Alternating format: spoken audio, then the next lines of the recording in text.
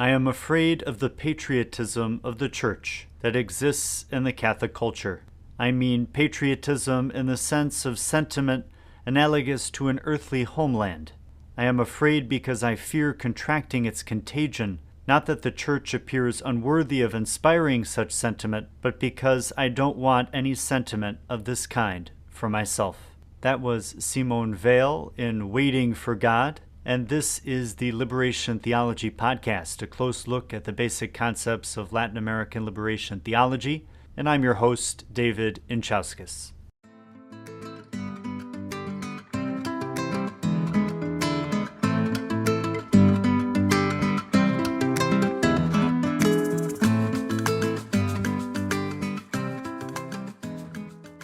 Welcome back to the Liberation Theology Podcast. We return for the second half of our conversation with Faiz, who will present his thesis on Simone Weil, Attention, Prayer, and Social Justice. I'm really excited about this one because it has not been so often that we've talked about spirituality in this podcast, and we have a great foray into the spirituality of liberation today with Faiz. Enjoy.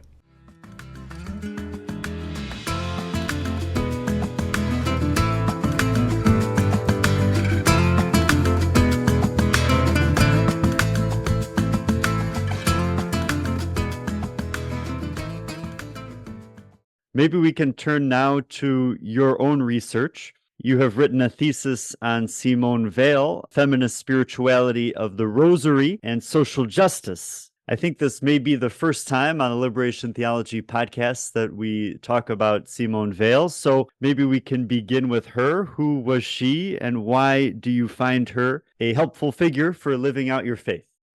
She's a figure that means a great deal to me. She is my favorite philosopher. If I have to pick anyone from the list, it's not just about how much I agree with or espouse her philosophical thoughts, but rather also about how her overall life story resonates so much with my own. So Simone Adolphine Weil was a philosopher, mystic, and political activist, which is very rare. Who else do we know that has those three titles in their Wikipedia? Philosopher, mystic, and political activist. So yeah, as a philosopher, her writings extend from mostly social philosophy in her youth because she was heavily influenced by Marxism. But then she grew towards increasingly religious, metaphysical, and even mystical themes in her later years. She was born in Paris in 1909 to a secular agnostic Jewish family. Wei saw her father left home for several years after being drafted for the First World War, and many scholars believe that this experience contributed to her exceptionally strong altruistic character. In her youth, Wei rejected her share of sugar and chocolate to be given to fighting soldiers. For instance, she also grew sympathy with the working class. She was mentioned to join striking workers marching below her apartment. She also met workers in her youth and encouraged them to unionize. It was noted that in very young age, she already labeled herself as a Bolshevik. In her late teens, we see that she was already active with worker movement. She wrote political tracts. She became a trade unionist and she marched in demonstrations and worker strikes.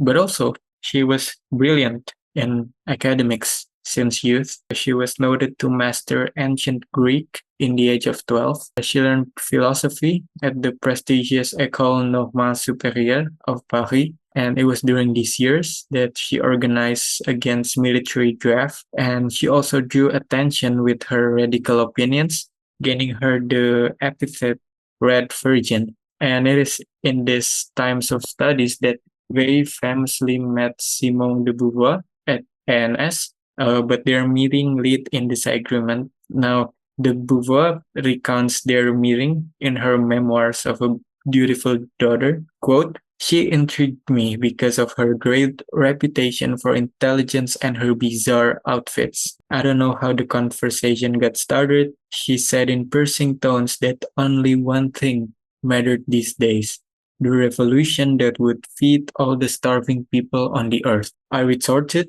no less adamantly, that the problem was not to make men happy, but to help them find a meaning in their existence. She glared at me and said, "It is clear that you have never gone hungry, and our relations ended there." Unquote.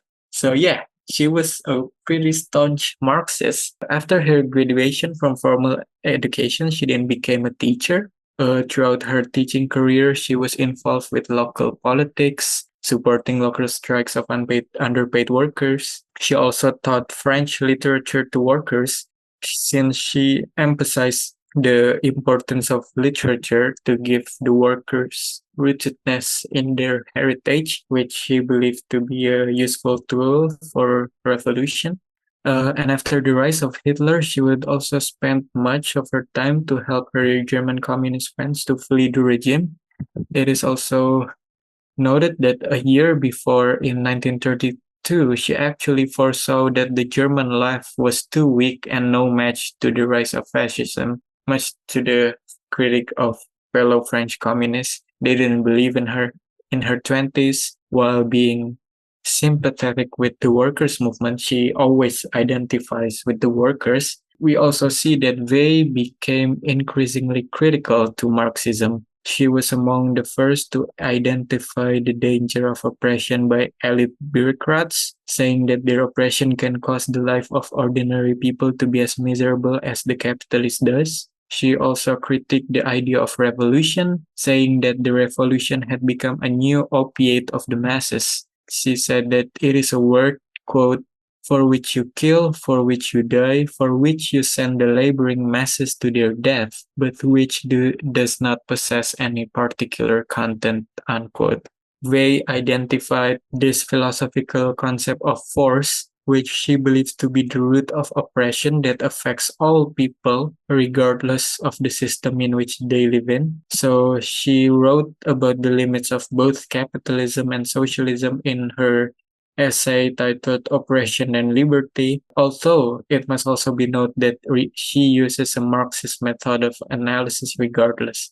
It is also known that Leon Trotsky himself has responded several times to her articles, attacking both her ideas and her as a person. A few years into teaching, Wei then felt that her work as a teacher was too narrow and elite. She once told her students that it is an error for us to reason in place of finding out. She emphasized that philosophy was a matter of action based in truth, and truth must be based in reflection of a lived experience. Thus, she took a leave of absence to work as laborer in several factories, among them Renault auto factories, and this was for 24 months throughout 1934 to 1935.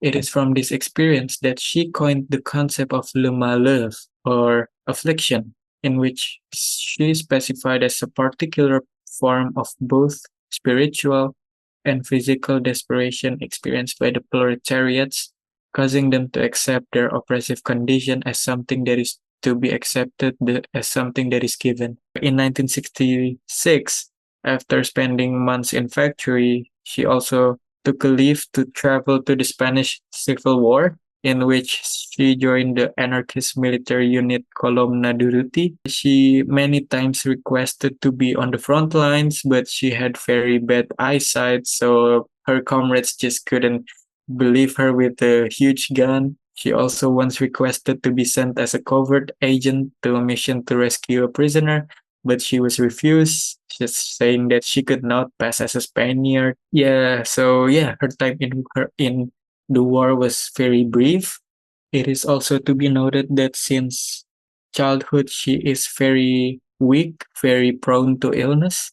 She was pretty much clumsy, and it was there in in the middle of the Spanish Civil War that she clumsily stepped into a pot of hot boiling oil. She burned herself, and then she was forced to leave the unit. Her parents took her back home to Paris, where she continued to write. After the rise of Nazi Germany, it's also important to note that Wei was initially a pacifist. She then renounced this pacifism, saying that she committed to fight the Nazi regime. She said, quote, "Nonviolence is good only if it's effective," unquote. And then after Paris was occupied by Germany in 1940, she fled to Marseille with her family. Then also, it is a very much big part of her life and her works that very later in her life, Ray gradually grew religiously towards mysticism, especially in Christianity. Again, she was born and raised in complete agnosticism. She wrote that as a teenager, she concluded that nothing can be known about the existence of God and that it would be best to say nothing about it than to draw the wrong conclusion. She said, quote, "So I left it alone. I neither affirmed nor denied anything. It seemed to me useless to solve the problem, for I thought that being this world, our business was to adopt the best attitude with regard to the problems of this world, and that such an attitude did not depend upon the solution of the problem of God." Unquote. In her spiritual biography, however, she recounts that she has always been quote unquote Christian by ideals. Another quote, "I always adopted the Christian attitude as the only possible one. I might say that I was born, I grew up, and I always remain within the Christian inspiration. Whilst the very name of God had no part in my thoughts with regard to the problems of this world and in this life, I shared the Christian conception in an explicit and rigorous manner." Unquote. She mentioned that among many her obsession, she felt that she has always been obsessed with the kingdom of truth. She is also said that she has always been attracted to the beauty, virtue, and every kind of goodness. And especially, of course, she, from very young age, ties herself with the idea of love for one's neighbor, which she calls justice. Love for one's neighbor, justice. He later, in the same spiritual biography, recounts three moments of pivotal religious experiences in which she had contacts with Catholicism. The first was during a holiday with her parents to Portugal in 1935, after her working in factories in which she visited alone, quote unquote, wretch little fishing village on the day of its patronal festival. But she was wretched too. She wrote that she was in quote unquote pieces. Her contact with affliction during her work in the factories broke her, and she said, quote, "There I receive forever the mark of a slave, like the branding of the red hot iron which the Romans put on the foreheads of their most despised slaves. Since then I have always regarded myself as a slave." Unquote. Then it was during the festival by the sea under the full moon that she saw the wives of the first fishermen going in a procession, touring all of the ships, singing, quote, ancient hymns of a heart-rending sadness, unquote. And it was there that she wrote, quote, "The conviction was suddenly borne in upon me that Christianity is preeminently the religion of slaves, that slaves cannot help belonging to it, and I among others," unquote. The second one is in 1937, after she injured her leg, her foot. She spent days in Assisi, there, alone in the church of Santa Maria degli Angeli, where she also noted that's where Saint Francis used to pray. She wrote that, quote, "Something stronger than I was compelled me for the first time in my life to go down on my knees," unquote. She was then led to pray for the first time in her life. The third one, in 1938, she spent 10 days at the Benedictine Abbey of Solesmes in France, from Palm Sunday to Easter Tuesday, where she said that she followed all the liturgical services. She was suffering from splitting headaches. Once again, she has been very frail and weak from childhood. She wrote at the time that each sound hurt her like a blow. But then she wrote, quote, "By an extreme effort of concentration, I was able to rise above this wretched flesh, to leave it to suffer by itself. Heaped up in a corner, and to find a pure and perfect joy in the unimaginable beauty of the chanting and the words.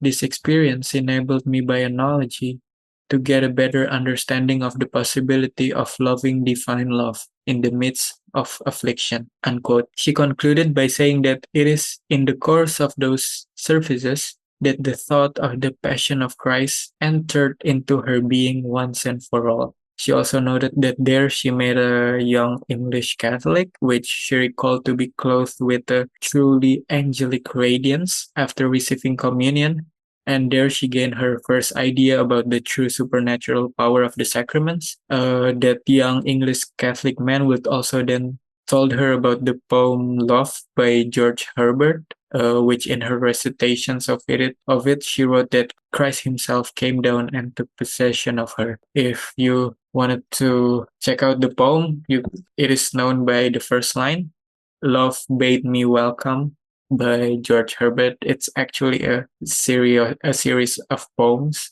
So yeah, it's a pretty good one. Then during her time in Marseille, they developed significant religious relationships. She received spiritual direction from Joseph Marie Perrin, a Dominican friar who also corresponded with Vey a lot of times to discuss regarding faith and Catholic doctrines. She also met Catholic author Gustave Thibon, who owned a farm where Vey would later also live and work for some time in manual field labor because she requested specifically that she wanted to do manual field labor. Now, it must be noted, however, that Wei, although deeply religious in the Catholic faith, remained unbaptized throughout her life. She was also very skeptical of the church and several dogmas of the Catholic faith. She mentioned that she had a general sense of inadequacy that made her consider herself to be unworthy of the sacraments. She also wrote that since God has not imposed the will on her to enter the church, it might be that God's will is opposed to it. She thought that God calls her to be a Christian outside of the church due to her love to what she perceives as truths outside of Christianity. She also did not want to exclude herself from everyone who were not part of the church. She believes that she has the intellectual vocation to remain true and honest to this fact. Quote, I remain beside all the things which cannot enter the church, the universal repository. I remain beside them all the more because my own intelligence is numbered among them. Unquote. Other than that, she was also consistent to her principles of anti-authoritarianism and her suspicion of power and its rule over the collective. She is also naturally very much skeptical to the church as the institution. Quote, I love God, Christ, and the Catholic faith as much as it is possible for so miserably inadequate a creature to love them. I love the saints. I love the 6 or 7 Catholics of genuine spirituality whom chance has led me to meet in my life. I love the Catholic liturgy, hymns, architecture, rites, and ceremonies, but I have not the slightest love for the church in the strict sense of the word, apart from its relation to all these things that I do love. Anyhow, one cannot make oneself love, and if it is part of my vocation, I desire that it may one day be granted to me. Unquote. In her letter to a French Dominican priest in New York, Edouard Couturier, they wrote, quote, when I read the Catechism of the Council of Trent, it seems as though I had nothing in common with the religion there set forth. When I read the New Testament, the mystics, the liturgy, when I watch the celebration of the Mass, I feel with a sort of conviction that this faith is mine, or, to be more precise, would be mine without the distance placed between it and me by my imperfection. This results in a painful spiritual state.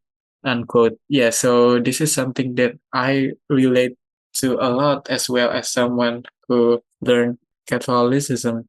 She was afraid of the church as a social structure, not only of its blemishes, but from the nature of it. She was afraid of the church patriotism. She wrote this. She called it church patriotism, and she was afraid to catch it.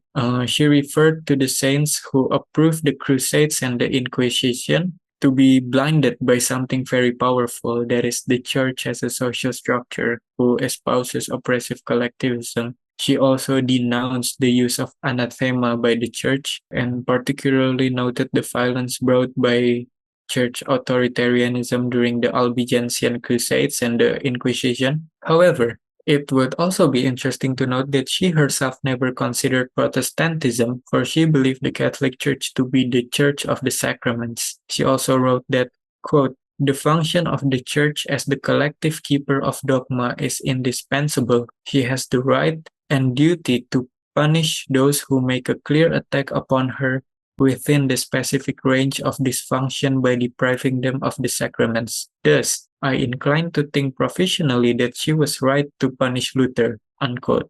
But still, she adds, quote, she, the church, is guilty of an abuse of power when she claims to force love and intelligence and to model their language upon her own. This abuse of power is not of God, but from the natural tendency of every form of collectivism, unquote. While we can also see that while Wei herself remained to identify with leftism throughout her life, she would also grow very suspicious of collectivism, not by the nature of collectivism as loving your neighbor or being in communality with your neighbor, but rather as how she believed that collectivism has the danger to punish individuality within it, which would, of course, be a very valid criticism to Marxism. Another thing, it would also be important to note that she espoused what we can deem heterodox, quote unquote, in her comments regarding the Christian doctrines. In her letter to a priest, to the same Dominican Edouard Couturier, she mentioned among many her belief that the God of the Old Testament is less Christian in spirit than that of many non-Christian religions, and thus she couldn't accept the God of the Old Testament. In a more controversial writing, she even said that Christendom has become quote-unquote totalitarian, conquering and exterminating, unquote, because of attachment to the Old Testament idea of a tribal God, and that equal to this is the Roman stain which caused Christianity to become a religion of the empire instead of the slaves. She also believed that there are the same genuine revelations equal to the gospel contained in the Greek, Egyptian, Indian, and Chinese mythology. It is possible she thought that there were many incarnations of Christ prior to himself in other religious traditions, to whom she mentioned such as Osiris, Krishna, Dionysus, the Buddha, and many others. Thus, she also denounced missionary works because she believes that other religions already have their own path to the same universal truth. So we see a very huge theme of perennialism. However, she was opposed to religious syncretism because she believed that it effaced the particularity of individual traditions. Now, yeah, of course, naturally, these points of disagreements also became part of the reasons on why she cannot be accepted to baptism. She was also very straightforward about it to the Dominican priests. So yeah, I would imagine that the priest would hesitate about giving her a baptism. But yeah, however, despite all of those disagreements and contradictions, she remained a Christian on the threshold of the church. This is what she called herself. In 1942, she traveled to the US with her family. She then moved to London to work for the French resistance there, where she analyzed reports for the resistance movements and made plans for post-war philosophy. She also worked rigorously, and soon she fell into illness due to her heavy work and extreme asceticism. She was diagnosed with tuberculosis, but still she refused special treatment out of her idealism. She even still limited her own intake of food in solidarity to the occupied French people. And yeah, she died in August 1943 from a cardiac failure. The coroner's report wrote that she killed herself by refusing to eat. However, her biographer, Simone Weil, said that the report was mistaken. It was actually due to her illness that Wei was unable to eat. Another thing is that although it is mostly reported that she died without baptism, there is a testimony of Simone Dietz, a close friend of hers, that testified that she herself has baptized Wei with tap water and the Trinitarian formula shortly before her death. She was said to finally ready to accept baptism after another fruitless, quote unquote, fruitless visit by a French priest. So yeah, that was the life of Simone Weil. While it remained a mystery about her orthodoxy, her Catholicism, yeah, it can be very much disputed on how we can call her a saint. Still, it is a very incredible one. I would say that she's a saint. She's a saint. She's probably the only one contemporary philosopher who went out to live her ideal as much as to extreme asceticism. She died out of her love for her neighbor.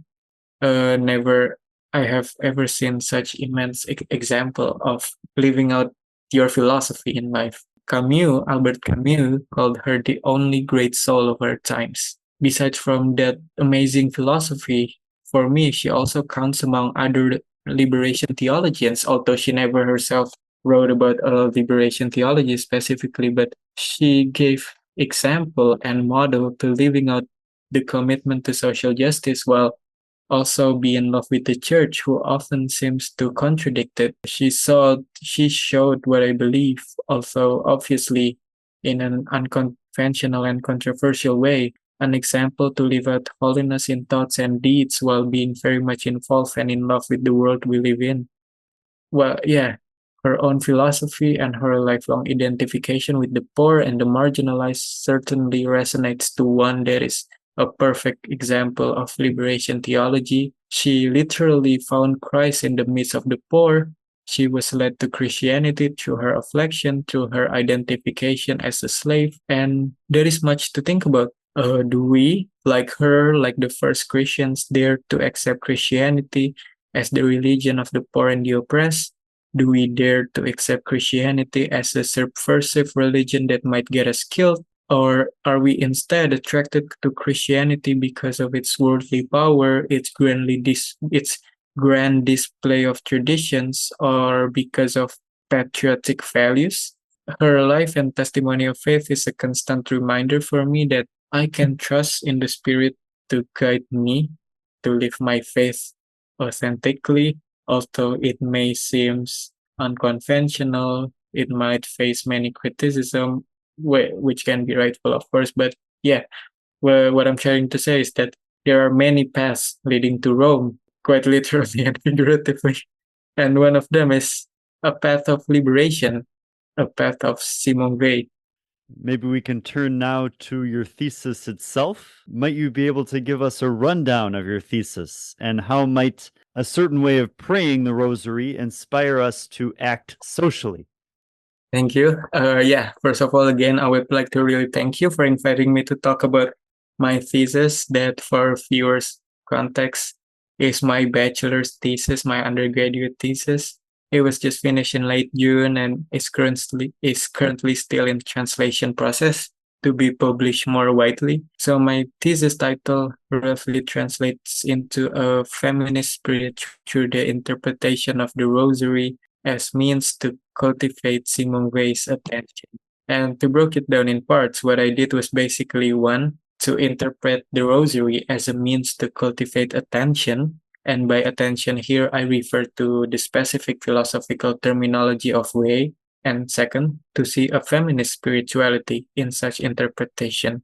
So this research delved into the realm of religious experience. And because it is mostly philosophical, I'm gonna talk more about the spiritual aspect of it since it would be too long and pretty much boring. I identified the same problem that they saw in the church. I saw that many times the church hegemony holds an ambivalent stance towards individual spiritual experience and expression. Well, we saw many times that, yeah, the church recognized many mystics and their personal revelation. Saint Teresa of Avila is a great example. But oftentimes, the church also holds this deep suspicion to the certain experiences of spirituality expressed by those who are considered from the marginalized, from the fringe, from the queer communities. Yeah, and those especially would be feminist spirituality and queer spirituality. Even liberation theology is many times was considered dangerous and had to be criticized by the CDF themselves.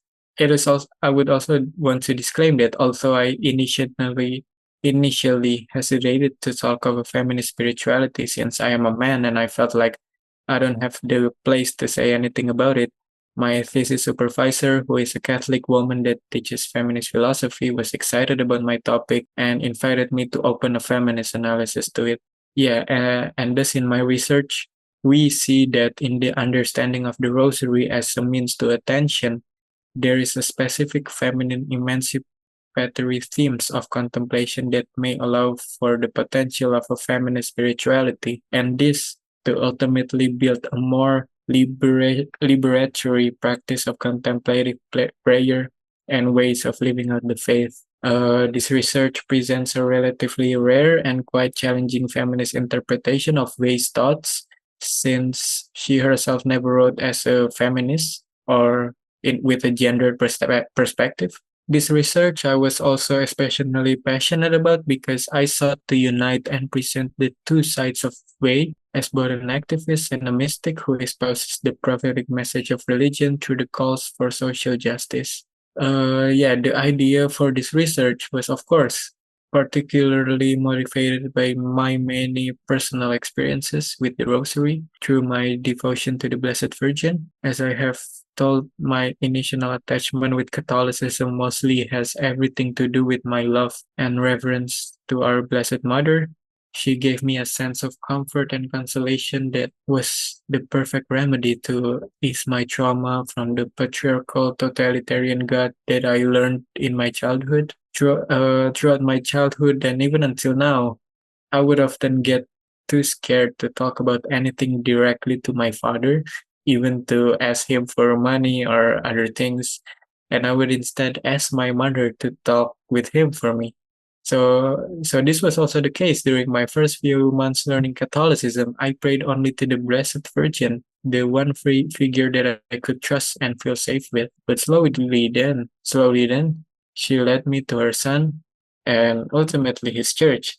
On the rosary itself, I remember that my first time learning the rosary was in 2019. There was a rosary and a Marian procession in honor of the apparition in Fatima at the Jakarta Cathedral. Back then, I was surprised that the prayer actually constitutes 50 Hail Mary. I thought, what a long prayer.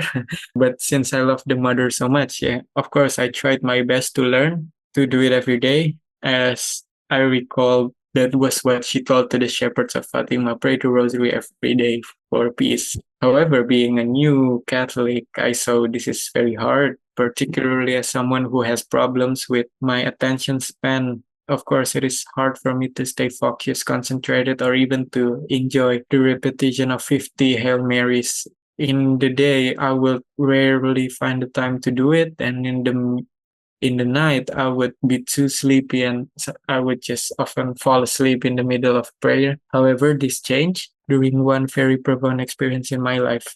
So during the first half of 2023, as I mentioned this before, I was involved as a volunteer for a Jesuit social service in Yogyakarta. In their community, they also house a dormitory for students, both of college and high schools, who came from distant regions of the country. Every day in May and October, they would pray the rosary daily in their common room with the priest and the brother of the community. And I had the chance in May 2023 to join this practice. It was every night at 8:30, and yeah, this experience changed me, like how each Hail Mary was recited rolling in turn. So each of us would in turn pray the Hail Mary, how there was sacred atmosphere because the kids would place the statue of the Virgin on the table, and there would also be these chandeliers. We were quiet, but at the same time, it was very human because occasionally someone would misread the prayer, then they will be corrected, and then the kids would smile and chuckle. Some would read too many of the Hail Marys. Some would forget at which point they are in the prayer, what's next, where were we. Some were also sleepy, and there would also be the dogs of the community. There were three of them. They would wander around and lie down in the hall as if listening to us praying. It is in such humanity of that sacred practice that I slowly found my attachment to the routine. And without even realizing it, I wanted to be there every day. I tried my best to be there at 8:30 to pray the rosary with them. And if I couldn't, I would long to pray the rosary on my own, alone in my room. It is even though I prayed alone, each prayer that I recite, it somehow always brought to me the voices of my close friends on my ears praying with me. It is there that I realized that, oh, this is it. This is where community comes in my faith. I realized that my love and closeness to the divine could not be done alone. I must find it in my neighbors, in the practice of communal togetherness, that the church is a home for servants of God, and by belonging to it, I must be in solidarity with them, fellow servants.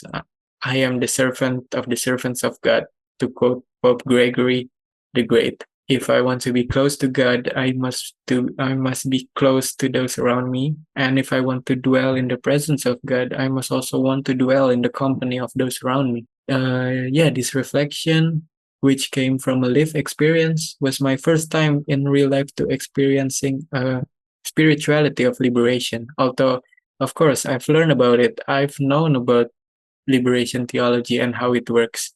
But this is the first time that I actually felt something that changes in my spiritual state, in my living of the faith. I see that together with the same experience of the divine motherhood in the Blessed Virgin, I saw these experiences into this philosophical reflection that came to be in my research. I see that in the practice of rosary is a locus spaces that allows the sowing of individual spiritual experiences through the creation of organic affection and attachments that allows the faithful to have their own understanding of the rosary that is unique and personal for each of them. And in case of the rosary, we can interpret it as many. We see that it can be understood as a form of intimacy and special devotion to the Blessed Virgin. For me, she's a form of a divine feminine. Of course, she's not God. We do not worship her, if that's even necessary to disclaim, but she is still the highest and closest human to the divine presence. She prays for us the most powerful. She's so close to the divine, yet she's a human who doesn't judge us. She simply she is simply there for us, a mother, and can only love us so deeply. So yeah, that's for me. But in other forms of devotion, the rosary can, of course, be a form of contemplation and imitation to the life of Christ.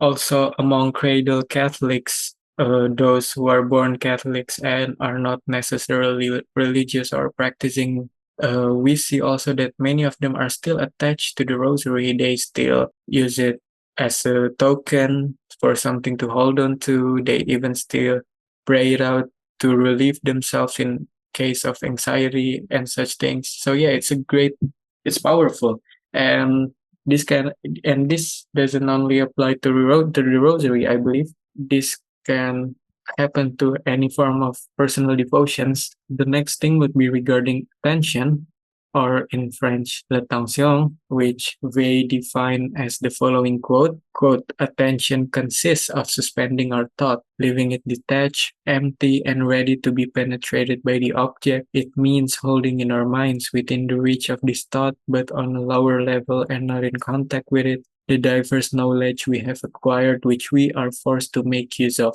Our thoughts should be in relation to all particular and already formulated thoughts, as a man on the mountain who, as he looks forward, sees also below him without actually looking at them. a great many forests and plains. Above all, our thoughts should be empty, waiting, not seeking anything, but ready to receive in its naked truth the object that is to penetrate it. Unquote. Whatever that means. That's how she defined attention. But yeah, let me kind of explain it a bit. So attention, according to Weil, is not something you particularly do or act. It is rather a stance, an orientation. In terms of ethic, it would be closer to virtue ethics rather than the principles of deontology or utilitarianism. Rosal Stone, a Weil scholar, defined it as mainly an orientation that has to be cultivated to generate a certain capacity of discernment towards oneself, others, and reality. Now, what's revolutionary about this is that, as I mentioned earlier, very heavily put emphasis in experience. She has an aspiration to democratize the intellect. In her dissertation titled Science and Perception in Descartes, Weil defends the contrarian point that claims Descartes to sanction empirical perception as a function of understanding. She critiqued the modern science that upholds abstraction and reasoning above perception and intuition. This hierarchy, she believes, makes science a matter for the elites because the ordinary people are closer with intuition instead of scientific methods. Weil denounces what she calls the culture of specialists, a phenomenon in modern culture which created separation between manual and intellectual work. For instance, the factory workers, they only know how to operate one certain machine. They station it throughout the day without actually understanding how the entirety of the product making process works. And the bureaucrats who control the state affairs, basically everything affecting the people's life, while most people are just oblivious to how those affairs even work. Now, the separation between the managerial and the executive, between those who understand and those who just have to do it, according to Weil, is the root of the failures of capitalist democracy. Science is monopoly simply not because of just a bad public education system, but by its own nature, that the non-scientists can only access the results, not the methods. They just believe instead of understanding. Thus, it is in order to democratize knowledge, she sees that Descartes revealed a common knowledge that is closer to philosophy than academic reasoning, and it is perception, which by itself is equal to science. Daily ordinary works thus are also a form of knowledge production. Science is not about thinking properly, Weil wrote, but to orient your thoughts properly. Weil tried to point out that the people, despite of their incomprehension of scientific thinking, have organically espouses the scientific principles in their daily perception and works. The body is the first and main constitution of experience, which intuitively catches relation between objects in reality. It foreshadows language. It bridges thoughts to action. Thus, perception thus become the basis of abstraction, language, and thoughts. And thus, if we connect this to the liberation theology method, experience become the essential, become the fundament to theologize, to speak of God. Thus, it is where attention comes in. Attention for Weil is the proper way of thinking, the proper disposition to experience. She sees that sometimes we are chained to the pre-existing mode of perception, one that is quote unquote default. And here we're gonna encounter Weil's metaphysical terms. She calls this default mode of attention with the analogical term of gravity from the French word la pesanteur. And this natural force controls all movements of creation and pulls creation from grace or la grâce, from the ability to have proper attention. It is with this sentence she opened the essay Gravity and Grace, quote, all the natural movements of the soul are controlled by laws analogous to those of physical gravity. Grace is the only exception, unquote. Weil, coming from a Marxist background, so that the capitalistic and oppressive world we live in has made it difficult for our souls to grow in the proper attention. Wei identifies what she calls, this is already mentioned, the force, the law that rules the movements of the human soul, just as how gravity rules the movements of the natural world. Now, it is to be noted that force is not the same as power. While for Wei, power and hierarchy is neutral, she believes that it is also needed. Force is the inclination of men to thirst for power, causing them to see each other as mere means to an end. This force is particularly manifested in the mechanism of capitalism and the state, causing what we have mentioned before as affliction. And affliction, a fatigue of the soul, internalized helplessness, a succumb to inevitable fate. Affliction is to be distinguished from ordinary suffering. Affliction uproots the very human soul and life, humiliating human dignity, and this dehumanization is the implication of the force that transforms individuals to mere collectives that are easy to control. And thus here lies Wei's critics towards the collective. It is where she sees that in collectives, individuals are easy to control and they are in prone danger to force. While, of course, as a Marxist, Wei was aware of the needs of the physical revolution, she saw also the need for a revolution for the soul. And for this, Wei calls for us to be rooted. And we are rooted, according to Wei, through real, natural, and active participation in our communities by preserving both heritages of the past and hope for the upcoming future. Thus, she also denounced colonialization, which she saw as the biggest cause of uprootedness and displacement. It is thus against these devils of force and affliction that the proper attention is needed so we can let ourselves lifted by grace. How do we cultivate attention? In her essay titled Forms of the Implicit Love of God, Wei saw that there are three loves in this world that constitute an implicit love and orientation towards God. These are 1. Love for religious ceremonies, 2. Love for the beauty of the universe, and 3. Of course, love for our neighbors. The last one becomes the biggest and most obvious. She wrote that the proper attention for our neighbor consists in a simple question, quote, "What are you going through?" unquote. It is through this question that we acknowledge the autonomy of our brethren, their individuality, while also attending ourselves to the affliction that they bear. It is through this proper recognition we make ourselves small, we open our reality to their disposal. What do you need? What can I do? And this, for Wei, is an imitation of Christ, for it is essentially the creation. We empty ourselves so that we can receive our neighbor more fully. And when we love our neighbor through this attention, Wei wrote that we become an antenna of God, the very arc of God's love towards his creation. We cannot, Wei said, recognize the affliction of our neighbor without Christ himself looking through our eyes. This attention doesn't just direct us to our neighbor, but as I said before, at the same time, it is also a stare into the divine reality that allows grace to lift us up. And this, of course, reminds me of one of certain prayer by Saint Teresa of Avila, that one where Christ has no eyes in the earth but yours, has no hands in the earth but yours, etc. Here we found a benefit of affliction. It is through worldly affliction we may come to recognize God.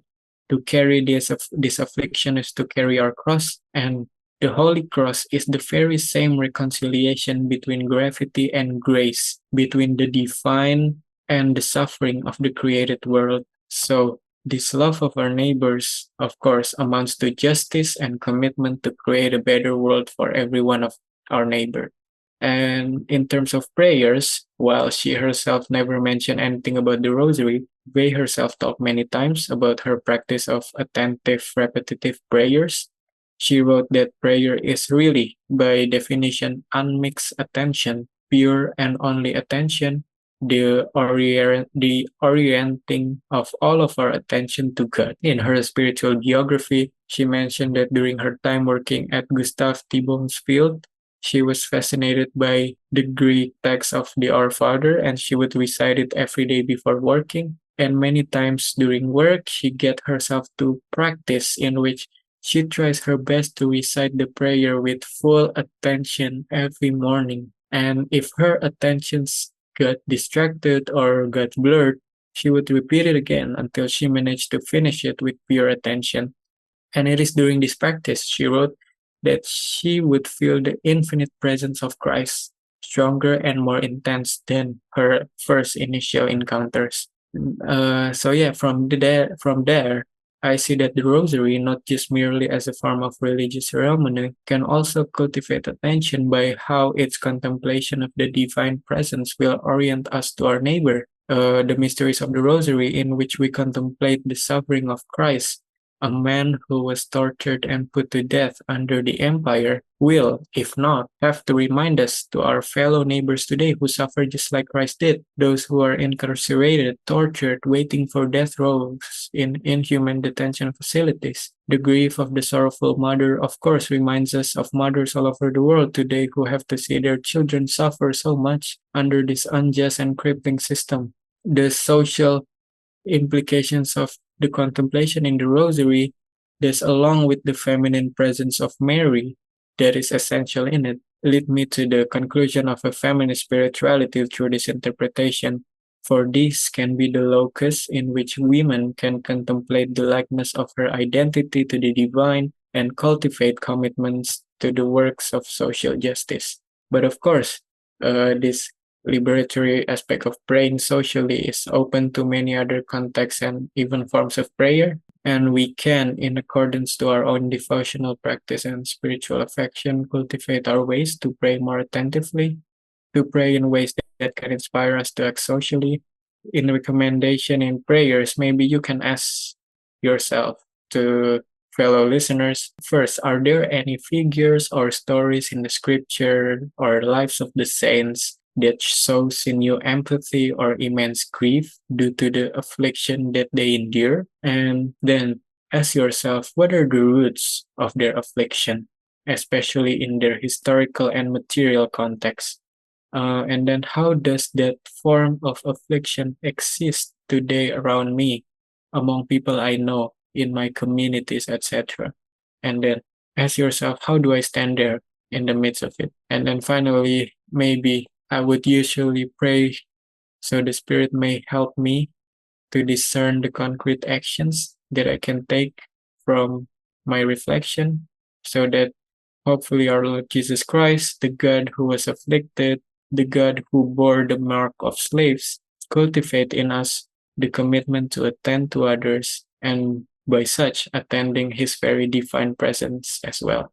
I really am thankful to you for giving myself and listeners more things to think about when it comes to spirituality of liberation. But not only that, to give us specific practices and these questions that you presented at the end. Thank you, Faiz. Yes, I thank you so much. I really wish so that that my article can be published soon somewhere, and of course I will send it to you and will let you know by then. Once again, thank you so much for the opportunity. This is very big for me as someone who just graduated from the bachelor program. I am very much no one and haven't been doing anything much. So yeah, once again, this is significant. This is immense for me, and it's just such an honor for me. And also maybe I'm so sorry for many mispronunciations and weird accents and such.